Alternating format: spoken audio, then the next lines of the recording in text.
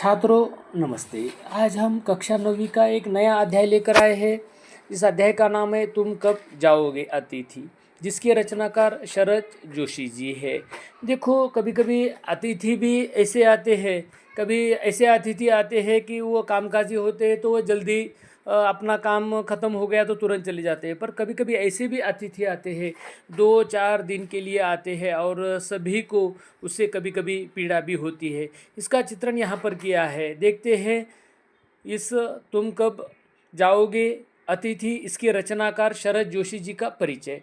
शरद जोशी जी का जन्म मध्य प्रदेश के उज्जैन शहर में 21 मई 1931 को हुआ। इनका बचपन कई शहरों में बीता। कुछ समय तक यह सरकारी नौकरी में रहे, फिर इन्होंने लेखन को ही आजीविका के रूप में अपना लिया। इन्होंने आरंभ में कुछ कहानियाँ लिखी, फिर पूरी तरह व्यंग्य लेखन ही करने लगे। इन्होंने व्यंग्य लेख, व्यंग्य उपन्यास, व्यंग्य कॉलम के अतिरिक्त हास्य व्यंग्यपूर्ण धारावाहिकों की पटकथाएँ और संवाद भी लिखे।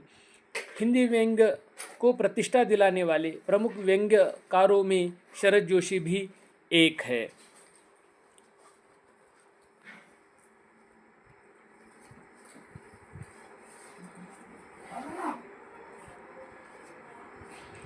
देखा छात्रों, अभी तक यहाँ पर इनका जन्म तथा इनके कार्य। तो आगे देखते हैं उनका और परिचय।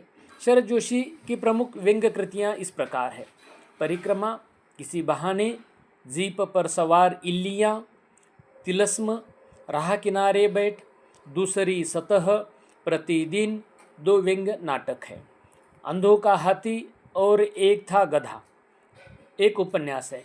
मैं केवल मैं उर्फ कमलमुख बीए। तो देखिए, शरद जोशी की भाषा अत्यंत सरल और सहज है। मुहावरों और हास परिहास का हल्का स्पर्श देकर इन्होंने अपनी रचनाओं को अधिक रोचक बनाया है। धर्म, अध्यात्म, राजनीति, सामाजिक जीवन, व्यक्तिगत आचरण, कुछ भी शरद जोशी की पैनी नज़र से बच नहीं सका है। इन्होंने अपनी व्यंग्य रचनाओं में समाज में पाई जाने वाली सभी विसंगतियों का बेबाक चित्रण किया है। पाठक इस चित्रण को पढ़कर चकित भी होता है और बहुत कुछ सोचने को विवश भी होता है। प्रस्तुत पाठ तुम कब आओगे। अब इस पाठ में क्या है, देखिए।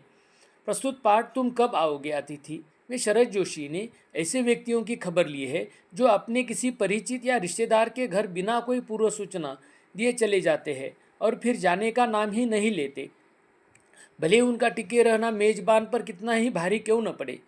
अच्छा, अतिथि कौन होता है? वह जो पहले से अपने आने की सूचना देकर आए और 1-2 दिन मेहमानी करा के विदा हो जाए, या वह जिसके आगमन के बाद मेजबान वह सब सोचने को विवश हो जाए जो इस पाठ के मेजबान निरंतर सोचते रहे। इसके अलावा पाठ का सारांश भी देखते हैं छात्रों। लेखक के घर पर एक अतिथि 4 दिनों से रह रहा है, जिसे देखते हुए वे कहते हैं कि हे अतिथि, तुम्हें देखते ही मेरा बटुआ काँप गया था। हे अतिथि, तुम जानते हो, अगर तुम्हें हिसाब लगाना आता है कि यह 4था दिन है, तुम्हारे सतत आतिथ्य का अर्थात 4था भारी दिन, पर तुम्हारे जाने की कोई संभावना प्रतीत नहीं होती। अब तुम लौट जाओ अतिथि, तुम्हारे जाने के लिए यह उच्च समय है। क्या तुम्हें तुम्हारी पृथ्वी नहीं पुकारती? हमने भरसक मुस्कान के साथ तुम्हारा स्वागत किया था। रात के भोजन को मध्यम वर्गीय डिनर जैसा भारी भरकम बना दिया था। सोचा था कि तुम सुबह चले जाओगे, पर ऐसा नहीं हुआ। तुम यहाँ आराम से सिगरेट के छल्ले उड़ा रहे हो। उधर मैं तुम्हारे सामने कैलेंडर की तारीखें बदल बदल कर तुम्हें जाने का संकेत दे रहा हूँ। आगे, तीसरे दिन तुमने कपड़े धुलवाने की फरमाइश की। कपड़े धुलकर आ गए, लेकिन तुम नहीं गए। पत्नी ने सुना तो वह भी आंखें वैराने लगी। चौथे दिन कपड़े धुलकर आ गए, फिर भी तुम डटे हुए हो। बातचीत के सभी विषय समाप्त हो गए हैं। दोनों अपने अपने में मग्न होकर पढ़ रहे हैं। सौहार्द समाप्त हो चला है, भावनाएं गालियां बनती जा रही है, सत्कार की ऊष्मा समाप्त हो चुकी है, अब भोजन में खिचड़ी बनने लगी है, घर का स्वीटनेस खत्म हो गया है। अब तुम चले जाओ वरना मुझे गेट आउट कहना पड़ेगा। यदि तुम अपने आप कल सुबह चले न गए तो मेरी सहनशीलता जवाब दे जाएगी। माना तुम देवता हो किंतु मैं तो आदमी हूँ।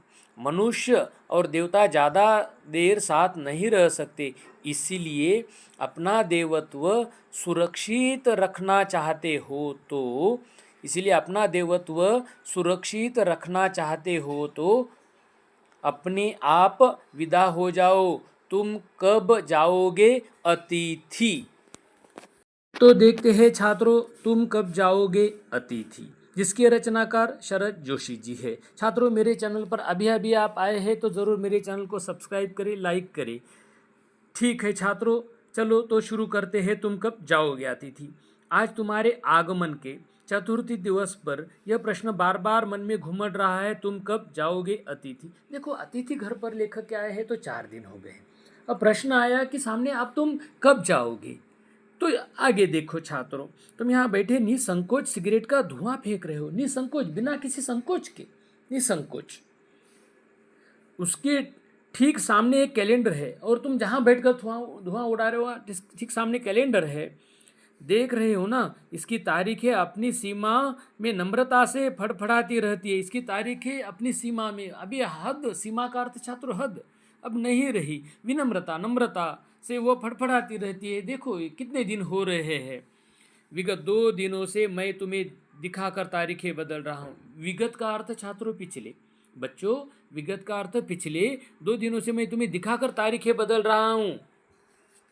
तुम जानते हो, अगर तुम्हें हिसाब लगाना आता है कि यह चौथा दिन है, तुम्हें हिसाब लगाना आता है तो ये कितवा दिन है, चौथा दिन है। तुम्हारे सतत आतिथ्य का चौथा भारी दिन, और तुम्हारे सतत आतिथ्य, बच्चों आतिथ्य यानी मेहमानदारी, मेहमान नवाजी, खातिरदारी, आतिथ्य का चौथा भारी, भारी यानी एकदम मुसीबत में गुजरने वाला बोझिल दिन, भारी का अर्थ।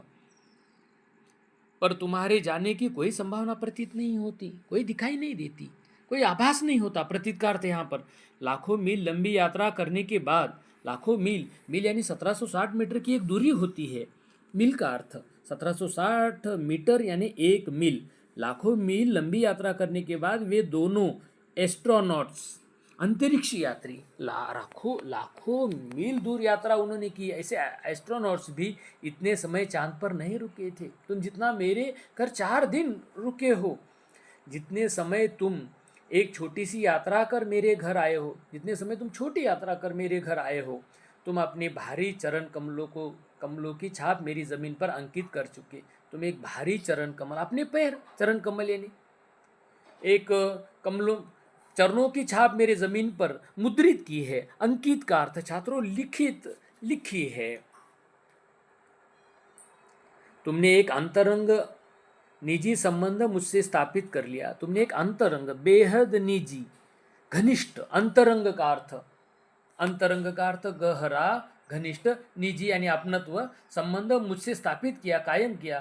तुमने मेरी आर्थिक सीमाओं की बैंजनी चट्टान देख ली। तुमने मेरी आर्थिक सीमा, आर्थिक मर्यादाएं, यहाँ पर सीमाओं का अर्थ मर्यादाएं, एक बैंजनी, बैंजनी का अर्थ पूरी तरह से देख ली है। बैंजनी का अर्थ तो बैंगनी होता है, एक चट्टान, एक मजबूत देख ली है, पत्थर समान। तुम मेरी काफ़ी मिट्टी खोद चुके और मेरी मर्यादाओं की काफ़ी, यानी मेरी काफ़ी मर्यादाओं को लांघ कर चुके हैं। अब तुम लौट जाओ अतिथि, अब तुम वापस चले जाओ। तुम्हारे जाने के लिए ये उच्च समय अर्थात हाई टाइम है। उच्च समय अंग्रेजी में हाई टाइम कहा। अभी जाने की पराकाष्ठा, अंतिम सीमा यानी पराकाष्ठा। छात्रों, क्या तुम्हें तुम्हारी पृथ्वी नहीं पुकारती? क्या तुम्हारा घर तुम्हारे अपने नहीं पुकारते? ऐसा भी कहा। उस दिन जब तुम आए थे, मेरा हृदय किसी अज्ञात आशंका से धड़क उठा था। जब तुम आए थे, अज्ञात, मुझे अनजान, मुझे मालूम नहीं, ऐसे अज्ञात आशंका, डर से धड़क रहा था, कांप रहा था। अंदर ही कहीं मेरा बटुआ कांप गया। अंदर ही अंदर मुझे लगा मेरा जो पॉकेट है, वैलेट है, वो डर गया, कांपने लगा। उसके बावजूद एक स्नेह भीगी मुस्कुराहट के साथ मैं तुमसे गले मिला था। उसके बावजूद भी, इतना होते हुए भी मैं एक स्नेह से, बहुत ही स्नेह यानी प्रेम लगाव से भीगी ऐसी एक मुस्कुराहट हंसी के साथ मैं तुम्हें गले मिला था, और मेरी पत्नी ने तुम्हें सादर नमस्ते की थी, और मेरी पत्नी ने भी तुम्हें आदरपूर्वक प्रणाम नमस्ते की थी। तुम्हारे सम्मान में ओ अतिथि, तुम्हारे स्वागत, सम्मान, सम्मान का अर्थ आदर में वो अतिथि, अतिथि का अर्थ मेहमान। हमने रात के भोजन को एकाएक उच्च मध्यम वर्ग के डिनर में बदल दिया था। रात के भोजन को उच्च मध्यम वर्ग के व्यक्ति को, जो रात्रि का भोजन होता है, उसे डिनर कहते बदल दिया था। तुम्हें स्मरण होगा कि 2 सब्जियों और रायते के अलावा हमने मीठा भी बनाया था। 2 सब्जियां बनाई थी और रायता यानी छात्रों आचार के अलावा हमने मीठा भी व्यंजन बनाया था। इस सारे उत्साह और लगन के मूल में एक आशा थी, और सारे उत्साह यानी जोश, और लगन यानी निष्ठा, अतिथि के लिए निष्ठा में मूल यानी जड़ में एक आस थी, आशा थी, उम्मीद थी। आशा थी कि दूसरे दिन किसी रेल से एक शानदार मेहमान नवाजी की छाप अपने हृदय में ले तुम चले जाओगे। आशा ये थी कि दूसरे दिन तुम एक अच्छी, जिस प्रकार रेल चली जाती है, रेल से एक शानदार मेहमान नवाजी, आतिथ्य की छाप अपने हृदय में ले तुम चले जाओगे। हम तुमसे रुकने के लिए आग्रह करेंगे और तुम जाने की बात कहेंगे, और हम तुम्हें रुकने के लिए कहेंगे, मगर तुम नहीं मानोगे और एक अच्छे अतिथि की तरह चले जाओगे। और अतिथि को कहा जाता है रुको न थोड़े समय के लिए, पर अतिथि कहता है नहीं, काम है। तुम अच्छे अतिथि वही होता है जो समय के अनुसार आए और समय के अनुसार चलता बने, कम से कम किसी को तकलीफ भी न हो, चले जाओगे। हम तुम्हें आग्रह भी करेंगे और तुम अच्छी तरह से मना करते हुए चले जाओगे, पर ऐसा नहीं हुआ तुम्हारे साथ। दूसरे दिन भी तुम अपनी अतिथि सुलभ मुस्कान लिए घर में ही बने रहे। फिर दूसरे दिन ही अतिथि सुलभ मुस्कान, जो सहजता से, सुलभ का अर्थ मुस्कान यानी हंसी लिए बने रहे। हमने अपनी पीड़ा पी ली, पीड़ा यानी दर्द, हमने वही सहन की, पीली का अर्थ है यहाँ पर, और प्रसन्न बने रहे। चलो अतिथि है, अतिथि को पुराणों में देवता मान लिया है। स्वागत सत्कार के जिस उच्च बिंदु पर हम तुम्हें ले जा चुके थे, स्वागत सत्कार पर उच्चतम बिंदु, उच्चतम आलेख, उच्च विचार, एकदम उच्च जगह पर हम पहुंच गए थे, तुम्हें ले जा चुके थे, वहां से नीचे उतर हमने फिर दोपहर के भोजन का लंच की गरिमा प्रदान की, और हम बहुत उच्चतम स्वागत कर रहे थे। दोपहर के लंच में हमने दोपहर के भोजन का लंच की गरिमा, महत्व, महानता, गरिमा का अर्थ महत्व, गौरव होता है, वह प्रदान की। और रात्रि को तुम्हें सिनेमा दिखाया, और रात्रि को दूसरे दिन तुम्हें सिनेमा भी दिखाया। हमारे सत्कार का यह आखिरी छोर है, आखिरी दौर है, आखिरी एकदम अंतिम सीमा है। छोर का अर्थ किन, सीमा, जिससे आगे हम किसी के लिए नहीं बढ़े, जिससे आगे हम किसी के लिए नहीं बढ़े। इसके तुरंत बाद भावभीनी विदाई का वह भीगा हुआ क्षण आना चाहिए था। इसके तुरंत बाद भावभीनी, पूरी तरह से ऐसा एक भाव विभोर ऐसी विदाई, यहाँ से हमें, आप यहाँ से विदा होना, विदाई का भीगा हुआ क्षण आना चाहिए था। क्षण यानी पल, जब तुम विदा होते और हम तुम्हें स्टेशन तक छोड़ने जाते, और तुम यहाँ से रवाना होते, प्रस्थान करते, और हम तुम्हें स्टेशन तक छोड़ने जाते, परंतु तुमने ऐसा नहीं किया। दूसरे दिन भी वो अतिथि बना रहा। तीसरे दिन की सुबह तुमने मुझसे कहा, तीसरे दिन की सुबह तुमने मुझसे क्या कहा, मैं धोबी को कपड़े देना चाहता हूँ। देखो, इस प्रकार अतिथि आए कि वह कपड़े भी धुलाने के लिए वो एक धोबी की तलाश कर रहा है। यह आघात अप्रत्याशित था, अनसोचा। अप्रत्याशित का अर्थ छात्रों अनसोचा था। आघात यानी चोट, और इसकी चोट मार्मिक थी। चोट यानी घाव, घाव, मार्मिक, मर्मस्पर्शी, हृदय को छूने वाली। मार्मिक का अर्थ है छात्रों हृदय को छूने वाली। वह चोट थी, वह घाव था, आघात था। तुम्हारे सामीप्य की वेला एकाएक यूं रबर की तरह खींच जाएगी। तुम्हारे सामीप्य का अर्थ समीपता। छात्रों, सामीप्य का अर्थ है समीपता, निकटता की वेला यानी समय, एकाएक यानी अचानक, यो रबर की तरह, एक रबर जिस प्रकार फ्लेक्सिबल होता है, इस तरह खींच जाएगी। इसका मुझे अनुमान न था। अंदाजा, अनुमान यानी पहली बार मुझे लगा कि अतिथि सदैव देवता नहीं होता। पहली बार मुझे लगा कि अतिथि सदैव देवता, देवता यानी ईश्वर नहीं। पुराणों में अतिथि देवो भव कहा है, अतिथि को देवता मान लिया है, तो फिर उसके लिए अकरणीय क्या रहा, ऐसा कहा गया है। तो पहली बार मुझे अतिथि को मैं सदैव देवता मानता था, पर मुझे अब लगा वह मानव और थोड़े अंशों में राक्षस भी हो सकता है, पर वह मानव थोड़े अंशों में दानव, राक्षस यानी दानव भी हो सकता है। आगे देखो छात्रों, किसी लॉन्ड्री पर दे देते हैं जल्दी धुल जाएंगे, किसी लॉन्ड्री पर दे देते हैं जल्दी कपड़े धुल जाएंगे। मैंने कहा, मन ही मन एक विश्वास पल रहा था, उमड़ रहा, एक भरोसा कि तुम्हें जल्दी जाना है, कि तुम्हें यहाँ से जल्दी जाना है। कहाँ है लॉन्ड्री? फिर उस अतिथि ने कहा, चलो चलते हैं। मैंने कहा और अपनी सहज बनियान पर औपचारिक कुर्ता डालने लगा। और सहज एक घर पर पहनने वाली बनियान है, उस पर औपचारिकता से एक कुर्ता पहनने लगा। कहाँ जा रहे हैं? पत्नी ने पूछा। तुम कहाँ जा रहे हो? पत्नी ने पूछा। तब इनके कपड़े लॉन्ड्री पर देने हैं। इनके कपड़े कहाँ देने हैं? लॉन्ड्री पर, जहाँ पर कपड़े धुलाए जाते हैं। मैंने कहा। मेरी पत्नी की आंखें एकाएक बड़ी बड़ी हो गई, एकाएक बड़ी बड़ी आंखें हो गई। उन्हें गुस्सा आ गया। आज से कुछ बरस पूर्व उनकी ऐसी आंखें देख मैंने अपने अकेलेपन की यात्रा समाप्त कर बिस्तर खोल दिया था। और आज से कुछ बरस यानी वर्ष पहले, पूर्व यानी, उनकी ऐसी आंखें देख, क्रोधित हुई आंखें देख मैंने अपने अकेलेपन की यात्रा समाप्त, अकेलेपन की, स्वयं अकेला जब था वो यात्रा समाप्त कर बिस्तर खोल दिया था। पर अब जब वे ही आंखें बड़ी होती है, अब जब वे ही आंखें बड़ी होती है तो मन छोटा होने लगता है, मन छोटा होने लगता है। वे इस आशंका और भय से बड़ी हुई थी। और इस आशंका और भय, आशंका यानी डर, और भय का भी अर्थ एक प्रकार का डर ही है, से बड़ी हुई थी। अतिथि अधिक दिनों तक ठहरेगा। और अब लग रहा था कपड़े धुलने के लिए लॉन्ड्री पर भेज रहा है, यानी वह अतिथि अधिक दिनों तक रहेगा। देखो इस चित्र में भी एक बहुत अच्छी तरह से यहाँ पर दिखाया गया चित्र है। आगे देखो छात्रों, और आशंका निर्मूल नहीं थी पूरी तरह से, कोई उसमें ऐसा नहीं था बिना किसी जड़ के। निर्मूल का अर्थ निर्मूल नहीं थी। अतिथि तुम जा नहीं रहे, अतिथि तुम जा नहीं रहे। लॉन्ड्री पर दिए कपड़े धुलकर आ गए और तुम यही हो। लॉन्ड्री से कपड़े भी आए, तुम यही हो। तुम्हारे भरकम शरीर से सलवटे पड़ी चादर बदली जा चुकी। और तुम्हारे भरकम यानी भारी भरकम, भरकम का अर्थ छात्रों भारी, शरीर से सलवटे, सलवट का अर्थ एक प्रकार की लकीरें उस चादर पर आई है, सिकुड़न होता है सलवटे का अर्थ। बड़ी चादर बदली भी जा चुकी और तुम यही हो अतिथि। तुम्हें देखकर फूट पड़ने वाली मुस्कुराहट धीरे धीरे फीकी पड़कर अब लुप्त हो गई है। और तुम्हें देखकर फूट पड़ने वाली हंसी यानी जोर से आने वाली खिलखिलाती हुई मुस्कान, फूट पड़ने वाली मुस्कुराहट यानी हंसी धीरे धीरे अब फीकी पड़कर अब वो हंसी नहीं रही। लुप्त का अर्थ छात्रों गायब हो गई।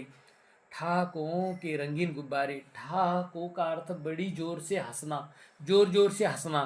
ठाका का अर्थ है छात्रों जोर जोर से हंसना। ठाकों के रंगीन गुब्बारे जो रंग बिरंगे, जो संवाद हो ठाके के, जो कल तक इस कमरे के आकाश में उड़ते थे, कल तक चर्चा यहाँ पर हंसी मजाक की होती थी, अब दिखाई नहीं पड़ते। वो ठाके अब नहीं रहे। बातचीत की उछलती हुई गेंद चर्चा के क्षेत्र के सभी कोनलों से, देखो बातचीत की उछलती हुई गेंद एक दूसरे से बातचीत करते थे। वह चर्चा के क्षेत्र से सभी कोनलों से, सभी कोनल यानी कोनों से टप्पे खाकर फिर सेंटर में आकर चुप पड़ी है। अब पूरी तरह से वह समाप्त हो गई है। सभी कोने अब समाप्त हो गए बातचीत करने के। अब इसे न तुम हिला रहे हो न मैं, और बातचीत के इस कोनों को अभी नहीं मैं हिला रहा हूँ न तुम। कल से मैं उपन्यास पढ़ रहा हूँ, कल से मैं एक उपन्यास, छात्रों बड़ा नॉवेल को उपन्यास कहते हैं, पढ़ रहा हूँ। और तुम फिल्मी पत्रिका के पन्ने पलट रहे हो। अभी अभी चित्र देखा, फिल्मी पत्रिकाओं के तुम पन्ने उलट पुलट रहे हो। शब्दों का लेन देन मिट गया, शब्द अब एक दूसरे को देना लेना, लेन देन मिट गया, मिट जाना, समाप्त होना। और चर्चा के विषय चूक गया, और चर्चा के विषय अब नहीं रहे, बीत गए, समाप्त हो गए, भुला दिए गए। परिवार, बच्चे, नौकरी, फिल्म, राजनीति, रिश्तेदारी, तबादले, पुराने दोस्त, परिवार नियोजन, महंगाई, साहित्य, और यहाँ तक कि आंख मार मार कर हमने पुरानी प्रेमिकाओं का भी जिक्र कर लिया। और देखो ये सारे विषय, परिवार हो, नौकरी हो, फिल्म हो, राजनीति हो, रिश्तेदारी, और पुराने सारे विषय हमने सारे जिक्र, सारी चर्चा भी कर ली। और अब एक ही चुप्पी है, दोनों खामोश है, कोई बातचीत नहीं करते। सौहार्द अब शनय शनय बोरियत में रूपांतरित हो रहा है। सौहार्द का अर्थ सौजन्यता, शनय शनय का अर्थ छात्रों हौले हौले, धीरे धीरे। याद रखना, यह अव्यय है, क्रिया विशेषण अव्यय है। शनय शनय का अर्थ है धीरे धीरे, आहिस्ता आहिस्ता, हौले हौले। बोरियत, अब बोर होने लगा, दम घुटने लगा। रूपांतरित का अर्थ छात्रों परिवर्तित, रूपांतरित का अर्थ छात्रों परिवर्तित हो रहा है। भावनाएं गालियों का स्वरूप ग्रहण कर रही है, और जो भावनाएं थी एक दूसरे के प्रति, अब उसमें गालियां आ गई है, गालियों का स्वरूप ग्रहण कर रही है। पर तुम जा नहीं रहे, पर अतिथि तुम जा नहीं रहे। किस अदृश्य गोंद से तुम्हारा व्यक्तित्व यहाँ चिपक गया है? कौन सी ऐसी अदृश्य, न दिखाई देने वाली गोंद, यानी एक प्रकार का गम छात्रों, जो इस गोंद से तुम्हारा व्यक्तित्व, व्यक्तिमत्व, शख्सियत यहाँ चिपक गई है। मैं इस भेद को सपरिवार नहीं समझ पा रहा हूँ। मैं इस राज को, यहाँ पर भेद का अर्थ छात्रों राज को, मैं नहीं समझ पा रहा हूँ। मैं सपरिवार यानी परिवार के साथ नहीं समझ पा रहा हूँ। बार बार यह प्रश्न उठ रहा है। शरद जोशी जी कह रहे, बार बार मेरे मन में यह प्रश्न उठ रहा है, तुम कब जाओगे अतिथि? आगे देखो, कल पत्नी ने धीरे से पूछा था, कब तक टिकेंगे ये, कब तक ये अतिथि रहेंगे यहाँ पर? मैंने कंधे उचका दिए और अपने कंधे हैं वो थोड़ा सा ऊपर उठा दिए। क्या कह सकता हूँ? मैं तो आज खिचड़ी बना रहा हूँ, हल्की रहेगी। मैं तो बस खिचड़ी बना रहा हूँ खाने के लिए, और वो हल्की भी रहेगी। बनाओ बनाओ, ऐसा भी कहा। सत्कार की ऊष्मा समाप्त हो रही थी। स्वागत सत्कार, सत्कार यानी, और जो अच्छा जोश था, मीठापन था, यहाँ पर ऊष्मा उसके लिए प्रयोग किया गया, वो समाप्त हो रही थी। डिनर से चले थे, रात्रि का भोजन है डिनर, खिचड़ी पर आ गए। अब खिचड़ी पर आ गए, अब भी अगर तुम अपने बिस्तर को, अब भी अगर तुम अपने बिस्तर को गोलाकार रूप नहीं प्रदान करते, यानी यहाँ से समेट कर बिस्तर, बोरी बिस्तर समेटना और यहाँ से चलते बनना, गोलाकार रूप प्रदान नहीं करते, तो हमें उपवास तक जाना होगा। हमें बिना कुछ खाए, हमें उपवास, अन्न एकदम पूरी तरह से बिना खाए पिए रहना, उपवास तक जाना होगा। तुम्हारे मेरे संबंध एक संक्रमण के दौर से गुजर रहे। तुम्हारे और मेरे संबंध, जो आपसी रिश्ता है, एक संक्रमण के काल से, दौर यानी समय से गुजर रहे हैं। तुम्हारे जाने का यह चरम क्षण है, अंतिम, आखिरी समय। आखिरी पर समय का अर्थ चरम है, परम होता है चरम का अर्थ, एकदम आखिरी समय, आखिरी हद है। तुम जाओ ना अतिथि। फिर शरद जोशी जी कह रहे इस कहानी में, मज़ेदार कहानी में, तुम जाओ ना अतिथि, ऐसा कह रहे हैं। तुम्हें यहाँ अच्छा लग रहा है ना? देखो, फिर अतिथि से कह रहे, तुम्हें यहाँ अच्छा लग रहा है ना? मैं जानता हूँ दूसरों के यहाँ अच्छा लगता है। अगर बस चलता तो सभी लोग दूसरों के यहाँ रहते। अगर किसी के वश में होता, मेरे नियंत्रण में होता, तो सभी लोग दूसरों के यहाँ रहते। पर ऐसा नहीं हो सकता, पर ऐसा हर बार नहीं हो सकता। अपने घर की महत्ता के गीत इसी कारण गाए गए हैं। अपने घर की महानता, महत्ता के गीत इसी कारण गाए गए हैं। होम को इसी कारण स्वीट होम कहा गया है। होम यानी मकान, घर छात्रों। होम को इसी कारण स्वीट, मीठा घर, अच्छा मकान कहा है। स्वीट यानी मीठा, होम यानी घर कहा गया है कि लोग दूसरे के होम की स्वीटनेस को काटने न दौड़े, और दूसरों के घर की अच्छाई, मिठास। स्वीटनेस का अर्थ है यहाँ पर छात्रों मिठास। स्वीटनेस का अर्थ क्या है? स्वीटनेस का अर्थ छात्रों मिठाई है, बच्चों मिठाई है, उसे तो कम से कम काटने को न दौड़े, उनके घर की मिठास तो कायम रहने दो। तुम्हें यहाँ अच्छा लग रहा है, तुम्हें अतिथि यहाँ अच्छा लग रहा है, पर सोचो प्रिय कि शराफत भी कोई चीज़ होती है। सज्जनता, नेकी, शराफत का अर्थ सज्जनता, नेकी, भला मनसाहत, शिष्टता, शराफत का अर्थ भी कोई चीज़ होती है। और गेट आउट भी एक वाक्य है, और यहाँ से चले जाओ, गेट आउट भी एक वाक्य है जो बोला भी जा सकता है। ऐसा भी शरद जोशी ने यहाँ पर कहा।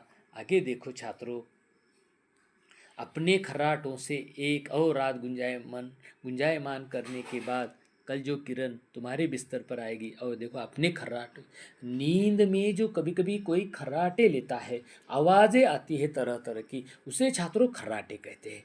खर्राटों से एक और रात गुंजायमान, सारे कमरे में वो आवाज़ सुनाई देने लगी खर्राटों की। गुंजायमान करने के बाद कल जो किरण, सूरज की किरण तुम्हारे बिस्तर पर आएगी, वह तुम्हारे यहाँ आगमन के बाद, ये तुम्हारे आगमन के बाद 5वें सूर्य की परिचित किरण होगी। यानी 4 दिन अतिथि लेखक के घर रहा, कल की किरण आएगी, वो 5वें दिन की सूर्य की किरण होगी।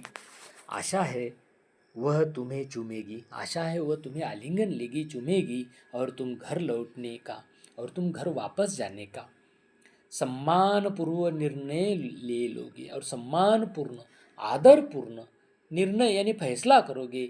मेरी सहनशीलता की वह अंतिम सुबह होगी, और मेरी सहनशीलता, सहन करने की क्षमता की वह अंतिम आखिरी सुबह यानी सवेरा होगा। उसके बाद मैं स्टैंड नहीं कर सकूँगा, और उसके बाद मैं नहीं झेल सकूँगा, स्टैंड नहीं कर सकूँगा, और लड़खड़ा जाऊँगा, और मेरे पैर डगमगाएंगे, मैं लड़खड़ा जाऊँगा। मेरा पूरी तरह से मेरी जो मन की स्थिरता है वह अब कायम नहीं रहेगी। मेरे अतिथि, मैं जानता हूँ कि अतिथि देवता होता है, मैं जानता हूँ अतिथि देवता होता है, पर आखिर मैं भी मनुष्य हूँ। अतिथि देवता है, लेकिन मैं मनुष्य हूँ, मैं देवता नहीं हूँ। मैं कोई तुम्हारी तरह देवता नहीं, मैं कोई तुम्हारी तरह ईश्वर नहीं। एक देवता और एक मनुष्य अधिक देर साथ नहीं रहते। एक देवता और एक मनुष्य, शरद जोशी जी ऐसा ही कह रहे कि अधिक समय तक एक साथ बहुत समय तक नहीं रह सकते। देवता दर्शन देकर लौट जाता है, अतिथि यानी देवता दर्शन देता है, बातचीत होती है, और वो वापस चला जाता है, लौट जाता है। तुम लौट जाओ अतिथि। फिर शरद जोशी ने कहा, तुम यहाँ से लौट जाओ अतिथि, इसी में तुम्हारा देवत्व सुरक्षित रहेगा, इसी में तुम्हारा देवत्व, देवतापन, देवता होने का भाव वह सुरक्षित रहेगा, अबाधित रहेगा, कायम रहेगा। यह मनुष्य अपनी वाली पर उतरे, और यह मनुष्य अपनी वाली उतरे उसके पूर्व तुम लौट जाओ। अगर यदि कोई मनुष्य अगर तू मी करने लगे तो इसके पहले तुम लौट जाओ। अंत में क्या कहा शरद जोशी ने? ऊफ। ऊफ ये विस्मयादिबोधक काव्य शब्द है छात्रों। तुम कब जाओगे अतिथि? कितना ही दुख भरे स्वर में इस अतिथि, तुम कब जाओगे अतिथि में दुख भरे स्वर में शरद जोशी जी ने कहा, हाँ छात्रों, कभी कभी ऐसे भी अतिथि आते हैं। अतिथि 2 तरह के होते हैं छात्रों। कभी कभी वे तुरंत आते हैं, अपना फटाफट काम काज अतिथि उन्हें कहते हैं। लेकिन कुछ ऐसे अतिथि हैं कि अतिथि होते हैं जो कि उन्हें बार बार धकेलने पर भी वो यहाँ से नहीं चले जाते। तब घर की मिठास खटास में बदल जाती है। तब लगता है कि अतिथि ये एकदम पूरी तरह से देवता नहीं, कभी कभी दानव का भी रूप धारण करते हैं। छात्रों, यह एक मज़ेदार तुम कब जाओगे अतिथि यह कहानी अभी हमने देख ली है। निश्चित छात्रों, मेरा सटीक विश्लेषण आपने एकदम यहाँ पर सुना है, पसंद आया है तो निश्चित मेरे चैनल को सब्सक्राइब करें, लाइक करें, शेयर करें। मिलते हैं पुनः इसके स्वाध्याय के साथ, होमवर्क के साथ पुनः अगले वीडियो में। धन्यवाद छात्रों।